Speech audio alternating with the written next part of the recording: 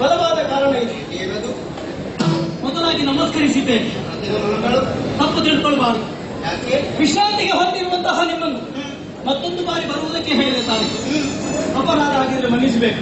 ಕರ್ತವ್ಯ ಯಾರಲ್ಲಿ ಜಾಗೃತವಾಗಿರ್ತದ ಅವರಿಗೆ ಎಲ್ಲಿಯೇ ವಿಶ್ರಾಂತಿ. ಆದರೂ ಕೂಡ ಹಿರಿಯವರು ತಾನೆ ನೀವು. ಕೂತರಾಡಿದಂತಹ ಮಾತು ಮಣಿಪುರಕ್ಕೆ ಯಾವುದೋ ಒಂದು ಕುದುರೆಯ ಮೇಲೆ ಇಟ್ಟುಕೊಂಡು ಸೇನೆ ಈ ಪುರವನ್ನು ಪ್ರವೇಶ ಮಾಡಿದೆ ಎನ್ನುವ ಹಾಗೆ ಅದು ಕೂಡ ಈ ಸಂಜೆಯ ಹೊತ್ತಿನಲ್ಲಿ ಇನ್ನೇನಾದ್ರೂ ಸ್ವಲ್ಪ ಹೊತ್ತು ಕಳೆಯಿತು ರಾತ್ರಿ ಆಗುವುದಕ್ಕೆ ಸಾಧ್ಯ. ಅದನ್ನು ನಾವು ಹಾಗೆ ಬಿಟ್ಟಿರುವುದಾದ್ರೆ ಪರಿಣಾಮಯೇನಾಗುವುದಕ್ಕೆ ಸಾಧ್ಯ.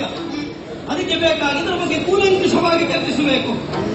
ಬಂದಿರುವಂತಹ ಕುದುರೆ ಯಾರು, ಬಂದಿರುವಂತಹ ಕಾರಣ ಏನು, ಸಮಸ್ತ ವಿಚಾರವನ್ನು ತಿಳಿಯಬೇಕು ಅಂತಾದ್ರೆ ಅದರ ಹಣೆಯಲ್ಲೇನೋ ಲೇಖನ ಇದೆ. ಹಾಗಿದ್ರೆ ಸಮಸ್ತ ವಿಚಾರದಲ್ಲಿ ಬರೆಯುವುದಕ್ಕೆ ಸಾಧ್ಯ ಉಂಟು ತಾನೆ. ಒಂದು ಕೆಲಸ ಮಾಡಬೇಕು ಸ್ವಾಮಿ. ಈ ಕುದುರೆ ಯಾರು, ಎಲ್ಲಿಂದ ಬಂದದ್ದು ತಿಳಿಯಬೇಕು ಅಂತ ಆದ್ರೆ ಲಿಖಿತವನ್ನು ಬಳಿಗೆ ತರಬೇಕು. ಬೇರೆ ಯಾರು ಹೋದರೂ ಸಾಧ್ಯ ಇಲ್ಲ.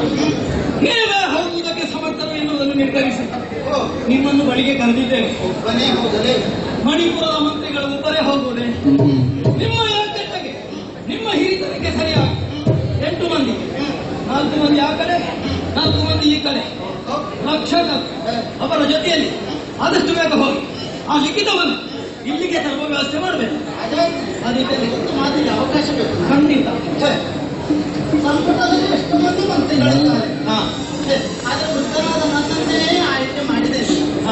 ಬುದ್ಧಿವಂತ ನಾನು ಇಷ್ಟು ಬೆಳಿಬೇಕು ಅಂತ ಆದ್ರೆ ಅದಕ್ಕೆ ಕಾರಣ ನೀವೇ ತಾನೆ. ಕೊನೆಯಲ್ಲಿರುವ ಬೆಂಕಿ ಪ್ರಜ್ವಲಿಸಬೇಕು ಅಂತಾದ್ರೆ ಹೊಸ ಹಸಿ ಕಟ್ಟಿಗೆ ಹಾಕೋದಲ್ಲ, ಹಳೆಯ ಒಣಕು ಕಟ್ಟಿಗೆ ಹಾಕಬೇಕು ಅಂತ ಕೊಟ್ಟಿದೆ ಅಲ್ವೇ.